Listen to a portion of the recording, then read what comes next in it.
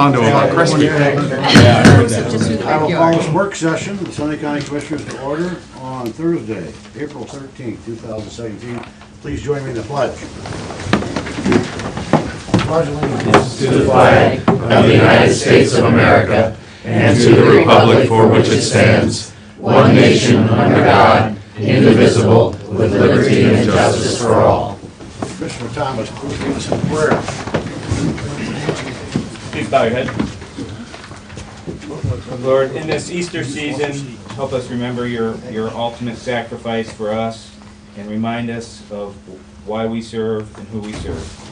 In your name we pray. Amen. Amen. Well, the moral of the story is get $50,000 and get a crowd. So that's the short answer. We've got a few things to talk about here today. And I think there are, in respect for folks' time, first of all, do you have anything to add, guys? Plenty. The wind project, I want to have a little bit of a conversation about. I got a call from Representative Reineke this morning. So, having said that, I know that most of the folks are here to talk about this historical connection grant. So let's get the other items out of the way so those people that would like to go other places can. The first being the airport. As far as I know, I'll set the tone and we'll kind of go from there. As far as I know, the decision was made to put up a barrier of shrubbery.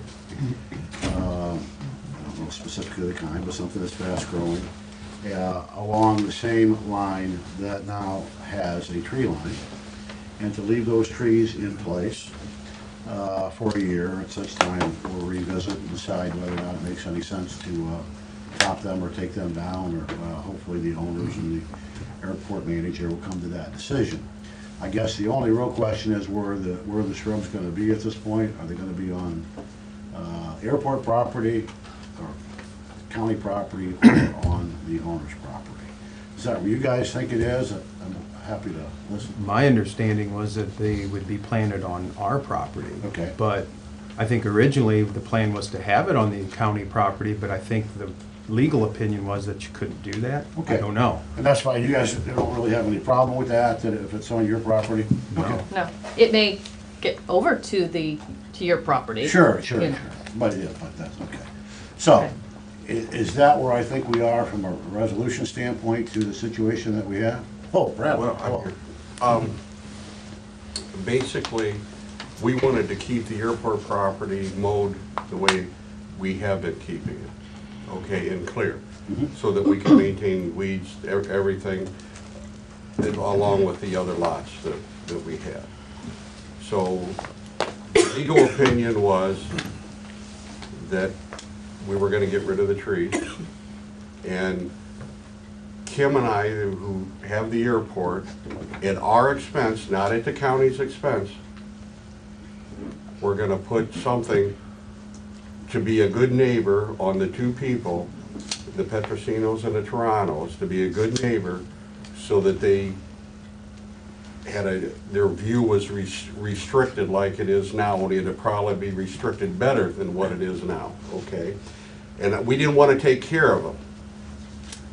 The trees or whatever we decided to do, so it was it had nothing, that part had nothing to do with the county, except as the airport manager was trying to do it for goodwill to the two property owners that were disturbing, not their property, but disturbing what they think protects their view from the airport. All right. So that's why we didn't want to put it on the county's property. We didn't want to use any of the county money. This was just a gesture from the company, basically, Tiffin Air, that has nothing to do with the county except managing the airport, our money, and as only to be a good neighbor. Okay.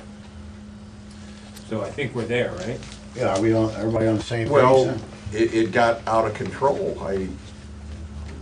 All of a sudden, they said there was a grant, we're taking the trees down, and we had a meeting with Rhonda Best and Commissioner Stacy all together, and we said we'd look into it, and we followed up together, but there was no follow-up with how we were gonna handle the property owners to protect, to be a good neighbor in their best interest.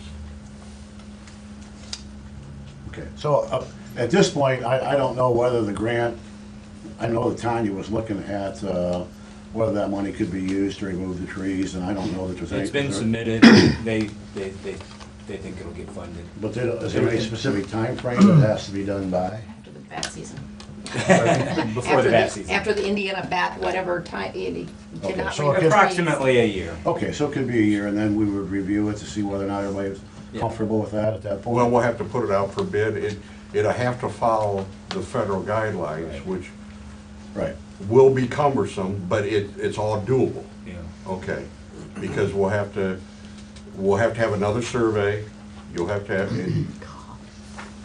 it'll just be a little cumbersome, but it'll all get funded except for 10%. Yeah, and the shrubs, Brad, you're planting those when? That's to be determined, I That's to think. be determined, because we didn't know how this was gonna, I wasn't in touch with, Okay. Yep. Sooner would be better, right? Yeah. Get them growing, I suppose. And the confusion came when the idea was presented, which was not a bad idea from Commissioner Thomas about, well, can we ask them if we can get the removal of the trees put back into the grant? Because the original grant that would have done that, moved the house, or torn down the house and all that, we disrupted by choosing to move the house versus to just have the house torn down. And so that's where we lost the funding for doing the work, as you said, Brad, as it's always been done to have the airport property clean, clear, that kind of thing. and I also had to vacate the road. Yes. That's in there. Yeah.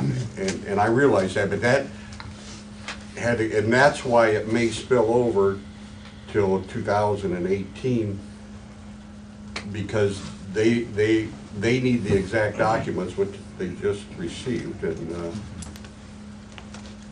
the other bad thing about not doing it like we had it planned is, and Andrea Toronto sent me a note that they've taken some more of the dirt that was in the dirt pile for us to level the road and so forth, so it's gradually disappearing. So, And right now, there's not enough. The people who moved the house, and we weren't sure you were aware of that. So, so the road goes, both lots are higher, and we were gonna use the dirt, and now a quarter to a third of it is gone. And that's really the problem with delaying the project, if you want my honest opinion. Okay. Thank you. Yeah. Anyone else have any comments about the airport situation that they'd like to discuss?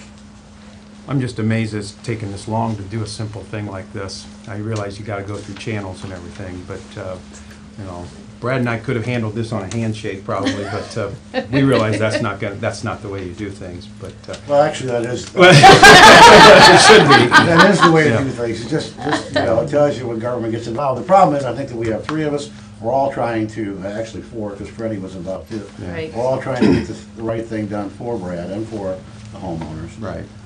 And And I think- I want to go on record as we've always been supporters of the airport. I'm a pilot. I use his facilities. Brad and I have been friends for years, and we know we can come to a friendly agreement here. It's not that we don't like to look at the airport. It's just that with everything gone, we just like to have a little barrier, a little buffer zone. Sure. And we've talked about that for years when we knew the possibility of that house behind us being gone someday. We've talked about this for a long, long Like time. 5-6 years. So more than that. And so, you know, we'll work it out. But I guess my main concern coming here this morning was find out a timeline on when things are going to happen. Yeah, I think that, again, what I believe is that as soon as Brad and Kim and Tiffin Air Incorporated get those bushes planted, that it would be 12 months down the road, and then we would revisit it, make certain you guys are comfortable that trees can come out, especially if we can get them paid for. I believe that's the gist. I didn't know about the legal opinion regarding what property they need to be on, but that's resolved, so that's good. That's good. Yeah, and I gotta congratulate you guys on working with us private citizens. What we didn't wanna do, what I didn't wanna do, is cram down some ruling to the people that it affects the most, and let everybody work that out. Is there any misunderstanding about, you know, we're taking trees down and we're planting more something, that there's any, why are we doing one for another when the trees could have stayed there? But basically, it's a 250-foot mark from the center line of the runway. Every 7 feet you go from the 250 mark, something can only be 1 foot tall. So what it boiled down to, most of the homes that we had relocated for a reason, most of it was their back lot, their back shed, the trees in the back lot, and maybe their home was okay, but there was no way to do all those properties properly, if I can say it, and take somebody's back lot and keep it mowed and object-free without doing the whole parcel. So moving the trees over on their lot has no effect on the 7-to-1 and the building line and all that stuff. It can be something that's 8-10 foot tall. They're well away from any approaching problem. So I just want to make it clear that we're taking trees down, but we're putting trees. But remember, they're on the other side of a lot and on somebody else's property that has no bearing on any object-free or building parcel on the airport. Well, I appreciate that clarification, actually, for the press and everyone, because it's about pilot safety. Those rules are there for pilot safety. Rich is a pilot. I want him to be safe. He's flown my family, so I want him to be safe. So I appreciate the attention to that, and I think we're almost there of having all those obstructions removed and being exception-free. We're close, right, Rick? I think so. Brad, we're getting close, being exception-free? We're getting close. The far end has a couple issues, but Yeah. So that's good. do we have somebody that we need to communicate with for a commissioner? Do we have an airport lead, or do I just need to come down? It's a good question. Like the three-headed dragon here? We didn't set up this form of government. But, for us to talk, we have to talk here. Okay. And so, we can certainly bring information back, and any one of the three of us are more than willing to come out at any point and meet with you and meet with our architect. Tanya obviously has been our lead on all grant funding and airport projects, and she brings information to us. We don't have an airport designee, but we could certainly do that if that would simplify your life. No, But I'm they're just- just not able to make a decision. Well, I think that as in everything that we do here, the central point of contact is Stacy Wilson, because we do go to her with our thoughts regarding those things, Okay. and Tanya reports to her. So, to get a final decision, I would say that the single point of contact for you ought to be Stacy. And that's no problem. No problem at all. And we have communicated. Right. I just want to make sure that where I funnel it. Yeah, because, in the worst case, she can at least get all three of us to tell her what we're thinking. Right. So that there isn't any diverse thought process here. Okay, very good. Yes, Mr. Shelby. As a resident of the area on the other end, on the near end of the runway, am I okay, Brad? Absolutely. All right, that's, You got a couple trees that have grown, but I think, Holly, you saw the trees when we had the meeting with the FAA. Right, the ones along by He's 220. got a couple issues, but which ones? they want to mark them again. I can't exactly tell you, but they are approaching an issue.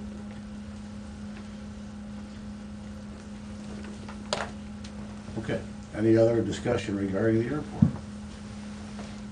Thank you all very much, appreciate it. Appreciate it, thanks. Okay, let's move on.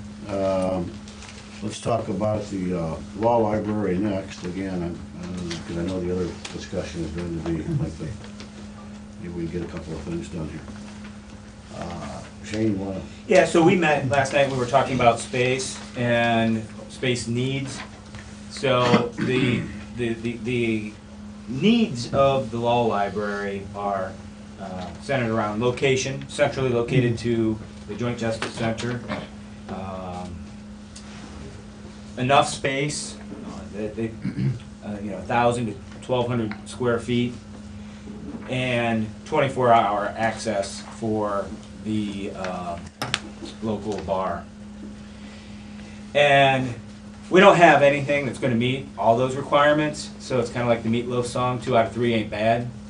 So we can offer them space in the Joint Justice Center where the title office is now, but that's going to be about 500 square feet. It's centrally located, doesn't have enough space, and there are some concerns about offering 24-hour access. There's space if we would relocate regional planning. The basement of the RTA would offer probably enough space if they stored some books in the conference room, and it would lend itself to 24-hour access, because we could work with our other inhabitants there to create a secure situation. And it's reasonably centrally located for, to the Joint Justice Center. A third option would be to see if there's space in the CSB, at Victim Assistance or something like that. Not visible, not really accessible.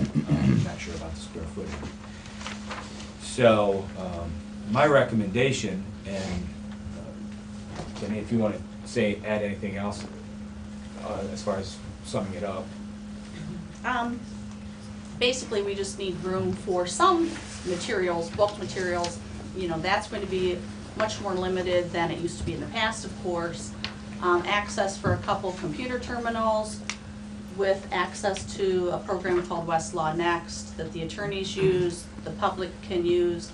Right now, the law library is housed in Judge Kelbley's chambers. So unfortunately, for the past however many years it's been, before I started, we've had no public access. Statute requires that we are provided a space and that has public access. So we're looking at books, we're looking at hopefully a deposition room so that attorneys could come and have their depositions there. A comfortable place for attorneys and the public to come and either use book materials or computers. An area with forms for pro se clients to be able to come and access those forms. So that's why, as we looked at space requirements, it's right around 1,200 square feet would be ideal. We can use as much space as we can get. How many square feet are you operating out of now? About 270 plus my desk, but that's with no access. Most of our books are stored out at the TB hospital, and there are some very valuable historic books out there that I would like to have in the actual law library. I surveyed my law library consortium to get their opinion on what books should be kept, and I'd say at the TB hospital, we have a collection all around the county of about 11,000 volumes. Not all of those need to be moved into the new space, but I would say, probably 4,000 of those volumes ideally should be moved in. Right now, we're just bare bones, just a tiny little conference room that Judge Kelbley has allowed us to use. Well, I haven't seen any reconfiguration of what now is the title office, but I know that we compromised with the judges because we took the mezzanine out. It was going to be on Core Street. It was going to be about 1,200 square feet from what I remember. So I'm not sure what the configuration would look like in what is now the title office to allow for this space, because we promised the judges evidence rooms and storage in that section. We negotiated with Judge Jay that he wouldn't use the entire first floor, that we would use that specifically for the courts that are going to be in the new Justice Center. So the question is, has anyone looked at that space? There's about 700 square feet there total if you take out the server room. Okay. So I don't think that space is actually in play anymore because it's not enough for their needs.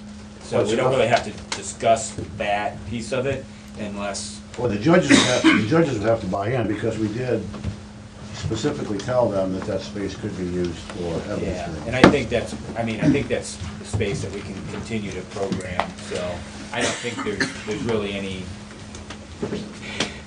any need to continue to talk about the title office space, because they, you know, I presented it to them, and they didn't think it was enough space. So we're really looking for the law library. So the law library, the annex is out for the law library? I think their first choice would be the basement of the RTA. Okay, so we're back to the future. And that's kind of where we were, yeah, we were at a while before, and that would have been before you were on board, Shane, is that the current regional planning space is approximately about 800 square feet. Charlene, is that is it under 840? And then there's a conference room, not counted in that square footage, that's anybody can use, but if it's an after-hour thing and it's right there next door, it's used by various people from time to time, but like most conference rooms, not 100% of the time is it ever That's 500 or occupied. 600 too, isn't it? And that's fairly large. Yeah.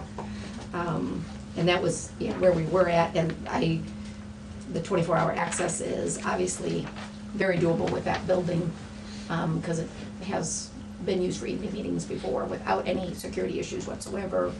I think we'll have to Experience. enhance the security a little bit. There's gonna have to be some kind of a key fob or something on a door that if somebody's coming in after hours, that it logs that information. Because, how many members of the bar are there in Seneca County? I believe when I send out an email, it's like maybe 147-ish. But they could access it from the outside door there on the east side of the building. And that goes right down the steps, and then if the interior door was locked, there would be, nobody would be disturbing anything other than that staircase. All the individual offices are locked, you know, auditor, commissioner. So I think that's the lead position at this point. And I just wanted to get it out in front of us, because we're gonna have some meetings with the architects to do annex. I just wanted to know if it was in or out. All right, well, let's talk about the Ohio Historical Grant, and I'm not sure how we want to handle this, other than to say that we do have, as a result of the settlement with Rover Pipeline, $1,000 available, there is a list of qualified type of projects, and there's a list of those projects that aren't qualified. We have until April the 28th to make a decision about that. So, Well, it's gotta be submitted by then. it's gotta be submitted by then, yeah, so we have to make that very soon. So I think what I will do is, if the folks that are interested, I don't know that we're gonna be able to talk all the way through the requests. I think that if you can give a executive summary of what it is you'd like to do from the historical perspective, and then submit that to us in writing, a summary of that to us in writing by the, well, because of the timeline, I guess by next Thursday, a week from today, that would put us at the 20th. And then we will make a decision at the Tuesday meeting, which would be 25th, which puts us on a pretty tight timeline. So, executive summary today, verbally, executive summary of your request in writing by Thursday, excuse me, next week. And then we'll make a decision at the Tuesday meeting, whatever that date is. Is that timeline okay with you guys? Yeah, that's great. All right, so we'll start, I guess, in the front row and go back. Those that have a proposal, please let us know what that is. Weston, do you have something? Yes. Yeah. Me and a group. You want me to stand there? Sure. If you state your name and, I'm Weston Reinbold. A group, me and another group of some people were approached to potentially save the Spiva Manley House. And I'm guessing we were approached because of our current historic projects that we've done. I think probably most of you in here I recognize somehow from those, so I'm sure you're aware of those. And so the current owners of the Spiva Manley House asked us if we would consider purchasing the house and saving it. They tried to offer it to the city. I think they had tried to offer it to SIDEC, and both of those places had concerns with renovating it and the cost to renovate it. We would potentially consider it. I think we have a group formed where we would take over the Spiva Manley Trust And then we would run it as a 501, which it currently already is. And we would renovate the house to be a part of the Rock Creek Trail.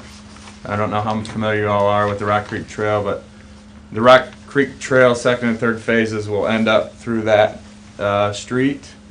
And we've thrown out several ideas as far as potentially making it a bed and breakfast that's historic to its time. Potentially making it a tiffin place where you can come purchase. I know we have the Tiffin Candle Shop. We have maybe serve Bailiwick's coffee there since that's made here in Tiffin. Whatever it might be, we might do a Tiffin greeting card company. Somewhere we could come in and buy souvenirs from Tiffin, made here in Tiffin, everything about Tiffin. Potentially also opening up to public restrooms that would allow trail users during daylight hours to be able to pull off their bike or stop on their walk, go in there and use the restrooms. I know the city's talking about developing City Lot 6 potentially, which would allow it to be more areas for public restrooms that could play off of that and still keep the historic look of the, we think about building the porch back on and all that stuff. And yeah, back to the bed and breakfast or Airbnb maybe is what it's called today. Or a combination of doing both of those. Do you have any idea total cost and how much this? Potentially completing the project by June of 18, and a rough estimate. Just this all came to fruition in the last 3 days. So a rough estimate based on other projects we've done is about $100,000. And I don't want to be stuck to that, but that's a. Does that include the purchase and renovation? Yeah. Okay. Mostly renovation. So if you want me to go all the way through the purchase process, I can, but because that has an impact of connecting Tiffin Charitable Foundation. We have some thoughts on trying to tie the university's kids into helping run that thing. I'm sure a whole community give you another thing. week to write it up and submit it, but we just kind of wanted to get the idea. Okay. That's my And, idea. and I'm gonna make an assumption that people did a little bit of research to understand the types of projects not eligible and some of the things, and the things, ideas of things that were, but yet they said that's not an inclusive list. There could be others. So where is that list? Because you just brought I've got it here. I'll get you a copy. Because it Okay. does, I don't know historic if these do renovation or is why it don't. was approached to me. Yeah, the National Register, Thanks. historical places, so forth, but it does say does not include moving, redecorating, reconstructing buildings, lobbying, fundraising, operational costs, mitigation costs are some things that they cited as not eligible. Okay. But they also cited could be used towards matching dollars, so there's obviously a lot of things we all need to look at, but Yeah. just wanted to make sure that that wasn't anything hidden out there. Yeah, we want to try to get as much bang for the buck out of this as we can, because as Commissioner Stacy said, there might be some leveraging. And there's a lot of opportunities from a historical education standpoint that they are promoting as well. Yeah, it says rehabilitating a property. It's historic. Folks, yes? Well, I just wanted to ask a quick question, and then I want to defer to Leonard Skonecki, who is our director of our museum in Fostoria. Okay. I had downloaded the Ohio History guidelines, and I was just a little confused because in one area it talks about the bricks and mortar section, and we have some renovation, some maintenance, electrical work we want to do. But then on the next page, it talks about things that are not eligible, and it kind of contradicted itself there, and I just wondered if I could get a clarification on that. Were you by chance looking at their annual grant program? Because that is different than this. It's from the same funding source, but this is all a result of the Rover pipeline mitigation settlement. Oh, so this is different. Yeah, I Yes. was looking at their history fund regular. That is a different pool of money and Okay. different dollar figures, more money available, and there is, because we received money for organizational development, which this grant absolutely cannot be used for the Seneca County Museum. And then they have capital investment projects and collection, preservation, 3 categories of their annual funding Okay, mechanism. yeah, So that you is- probably saw that stuff, That's because what it I is the was same looking at. organization. Yeah, we ought probably put an asterisk on it, it's a good point, that anything that we decide as a Board of Commissioners would be submitted for their review. To to make certain that it is eligible. What we wouldn't want to do is choose a project that turned out not to be eligible. Right. That would be not a good thing. No. So we would run that past to make sure it's eligible before we endorsed it. Yes, sir. Well, I don't want to take up a lot of time. Is there anything written about the grant specifically under discussion that we can look at Yeah, and see? we'll if- give you a copy of this. Okay, because until then, we have many projects for which we need lots of money, but I don't want to waste we don't want to waste anybody's time and effort here. So I appreciate having that, and then if we have anything, we'll have it for you next week. You bet. Okay. I'm here also representing. I'm sorry, we need names, the president's names. All right, if you can, yeah. Oh. And for the sake of our record as well, I guess if you Yeah, I want to guess, say, yeah. this is Leonard recorded, you Skinnacky. may not be on the audio, or you'll be on the audio but not the visual maybe, but The last one is SKONECKI. Yeah, I guess From Fostoria area. we can say our name and who we represent. That would be a good thing. If you want to be on the recording, if you stand up here, you'll be on the video as well. Thank you. My turn? Sure. Thank you. I'm Pete DeCesar. I'm here representing the Australia Rail Preservation Society this morning. And we got a couple projects. I'm gonna need a copy of the rules or what's eligible. Right now, we're in the process of trying to get a caboose that we bought moved to the rail park from Alveda area to Fostoria. We've got a person lined up to move it and everything. We've got a cost associated with it, but once it does get moved to the rail park, we also have the added expense of having a handicap ramp being built to it, some emergency lighting, exit lighting, that kind of stuff. So the people can actually use it. You know, we can open it up on certain days. We want to set it in the rail park, which is in Seneca County in Fostoria, to enhance what is already there. I didn't know if any of that would be eligible. I need to look at the rules. I haven't seen it. We'll get those here. Well, you have any costs associated to that? I do, but I don't want to take up everybody's time. We can put something in writing Okay. if we're eligible. And Okay. All right. We'll go right back here. Yes, sir. No? Anyone? Yes. I'm Paul Kaufman with the Tip and Glass Museum. There are probably 50 people in here that could use $50,000. I doubt that $1,000 per 50 people is going to make a huge impact in any of their efforts. It's just like volunteers. A little bit helps, but it's not enough.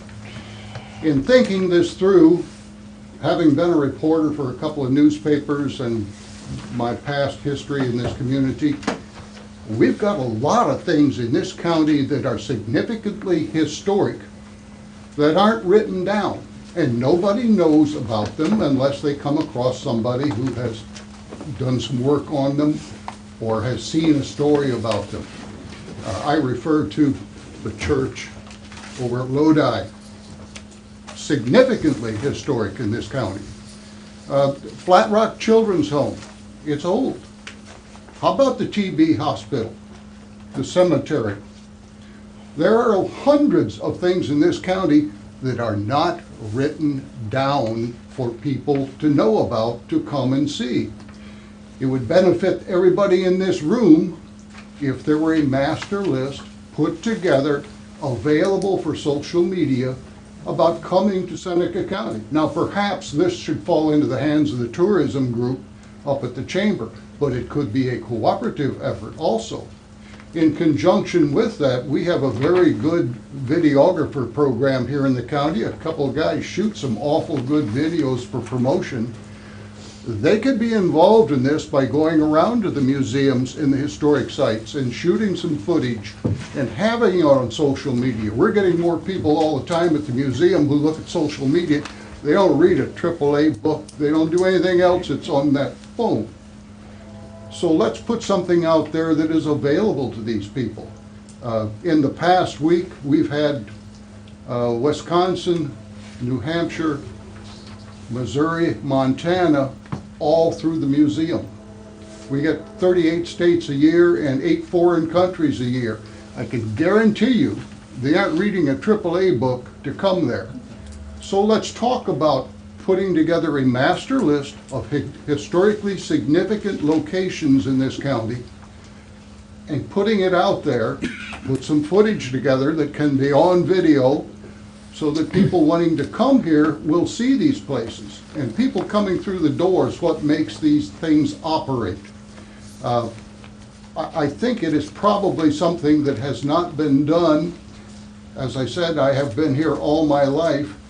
One of the things that I remember best was a conversation with Dr. Karl Klopfenstein at Heidelberg University when I was a reporter at the Advertiser Tribune.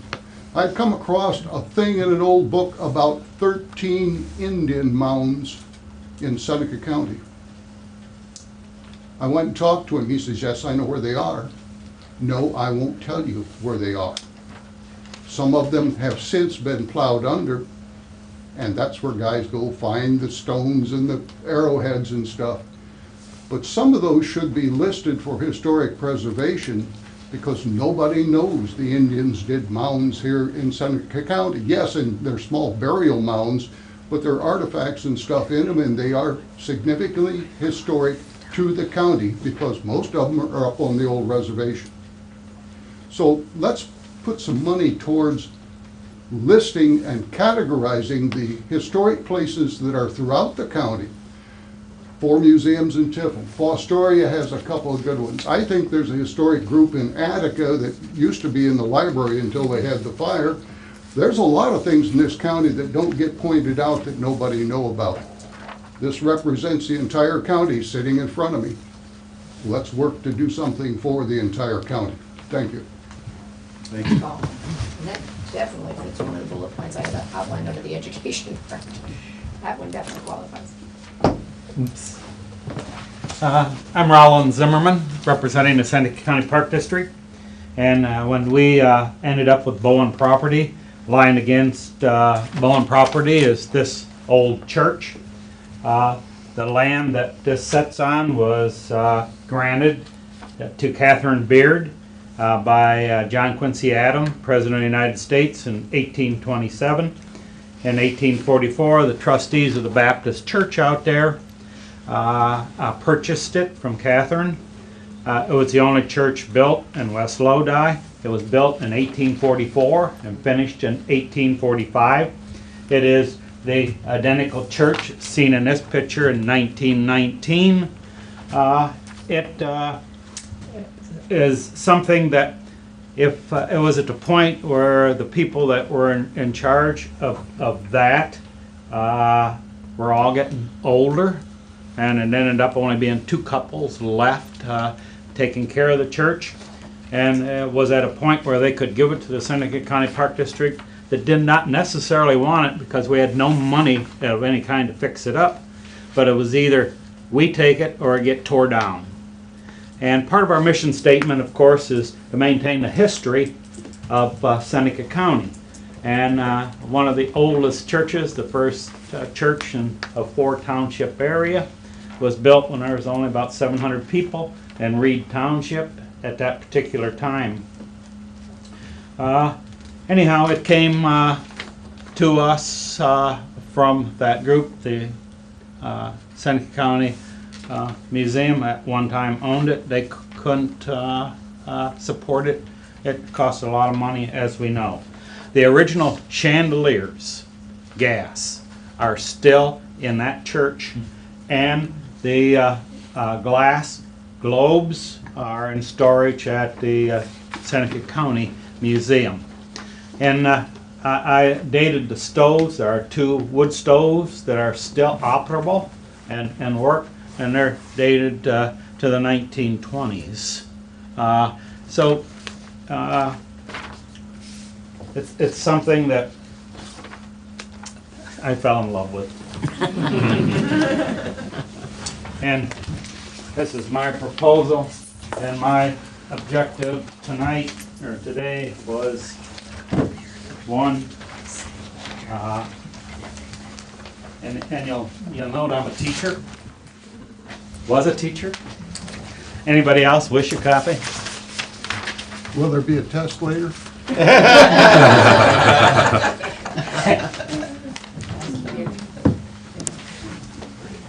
one down there. Thank you for your time, I sure appreciate it. Okay, Mr. Strong. Good morning, my name's Michael Strong. I represent the Ritz Theater. I won't bore you with the history. You probably all know it better than I do. I've only been here about 12 or 13 years now, so I'm still learning a lot about the county and about the theater itself. The theater was renovated in 1995, the facade was, and then the major renovation happened in 1998, where we spent $6.6 million to renovate the interior of the theater back to its original condition that it was in 1928 when it was built. Over the course of the years, because there were some corners cut, I think, during the renovation of 1995 and 98, we've had some trouble with certain areas of the facade, especially. When we talk about bang for the buck, I think the Ritz Theater probably would provide much more bang for the buck than some other organizations, because we do get 35,000 people through our doors every year. We have an economic impact to the county of about $1.4 million. Outlined in the report that I gave you here is just some estimates of what we would have done. The terracotta on the top of the building is starting to flake and fall apart. That needs to be repaired and replaced for a cost of about $25,000. The second story windows are original to the building from 1928. The window sills are in terrible shape. What we want to do is have them all wrapped in aluminum and then have new windows installed. Front door rehabilitation. If you've been to the theater, you can tell that the brass is worn down on the handles. We want to really make the place look good for the people that come from nationwide that come into the theater. We want to paint the fire tower. That's both for aesthetic reasons and to protect it. The fire tower is that area that is on the south side of the building over by the Shawn. Our marquee needs renovation. There's plastic underlayment under all those letters that we put up. That has to be replaced. The interior needs to have the lighting changed, ballasts changed, and we need to purchase new letters. Box office renovation, it's been 25 years probably since the box office has been touched and renovated. That would include painting the interior of the box office and replacing the box office counter and the box office door, which is kind of falling apart a little bit. Relamping the marquee to LED, replacing ballasts and interior fluorescent lamps and replacing the exterior lamps with LED lights, providing more light, brighter light, and at a less expensive cost. And painting the Ritz Theater sign, which on the south side is starting to flake and fall apart. Total of our project's $49,767. We do have a hard estimate on the second story windows already, and other estimates are on their way. Okay. Thank you. Thank you, Mr. Strong. Just keeping in order here, the next row, anyone in the next row, Barry?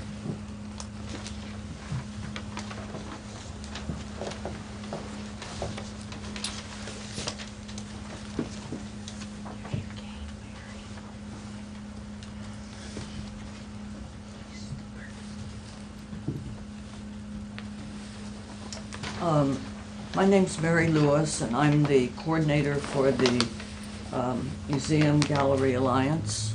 And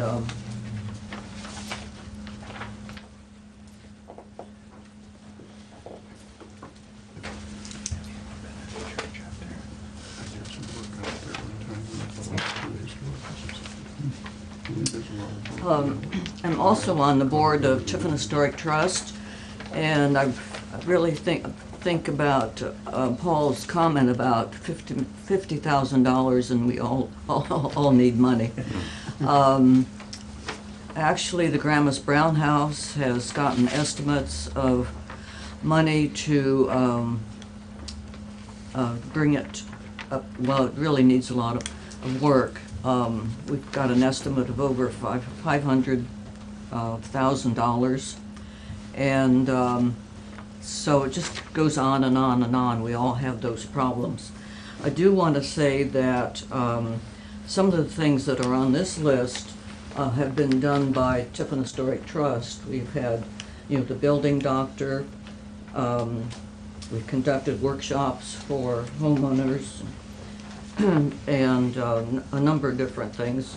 We also started the historic marker program to outline when you go into the downtown and other areas. We did that also. I'm working with the chamber to have guided tours published, and I'm working on some other things too. I was really interested in the Spiva Manley House, and I'm glad that something's going to be happening with that. So we'll submit something to you, but I'm not sure which of the things it'll be. But I'm glad to see a representative from the Civil War Museum and the Seneca County Museum, also and the Glass Museum. So I think that we're becoming more aware of our history, and we're trying to educate people, and it's a lot of fun, really. Like when you have the bar tours. I was with her, and we did have a lot of fun.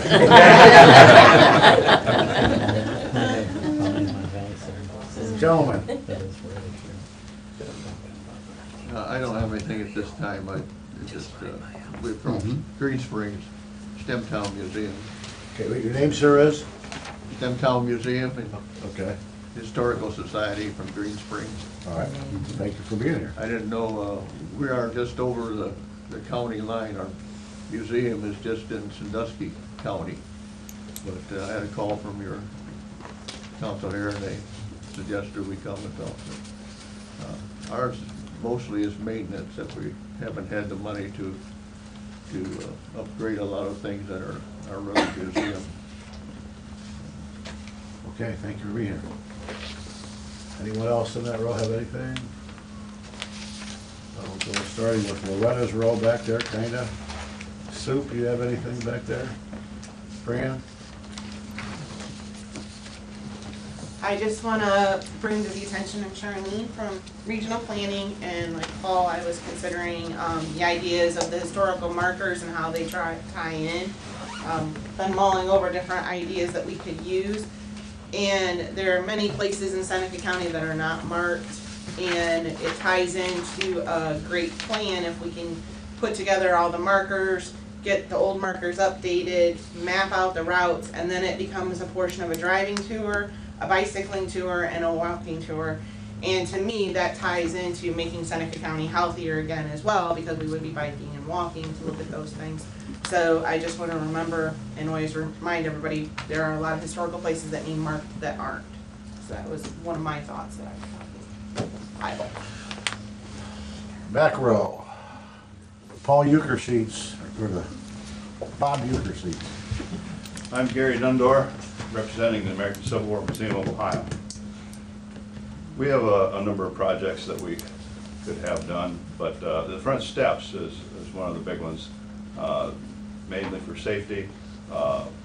Due the timing and the not knowing about the meeting until late, don't have any projected cost or anything, but we could get something done and in writing by next Thursday, you say? Yes. So I guess that's about all I have to say right now. Thank you. Thank you, Paul. Thanks, Gary. Hi, I'm Mark Steinmetz for the Seneca County Museum. I'm a volunteer over there.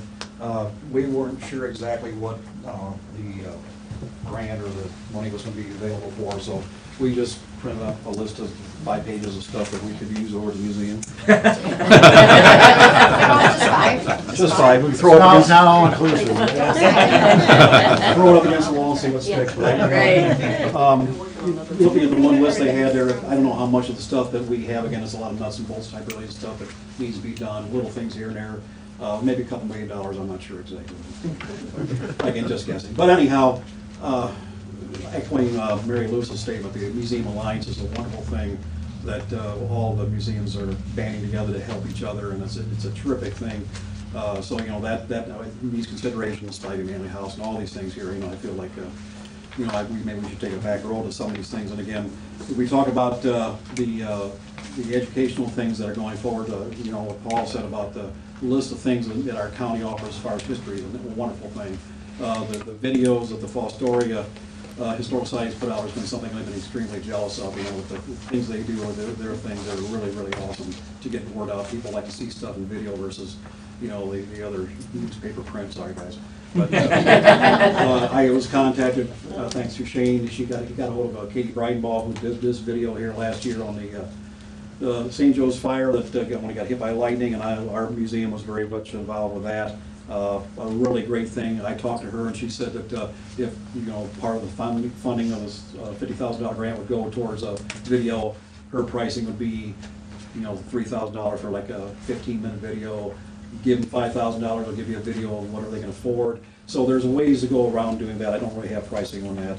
The one thing on the one page here we do have that might apply towards this is the 200th anniversary of Erastus Bowl coming to Seneca County, the first white settler, and we like to do things for the kids and for the community.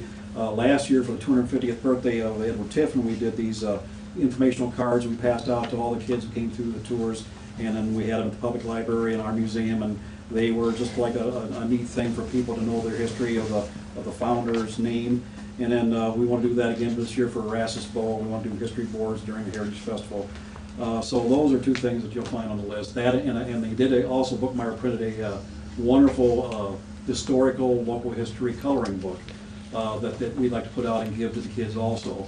And it's so detailed that it's even kind of an adult type coloring book, which is the big thing that is going on these days for people for therapy. So anyhow, again, there's our list.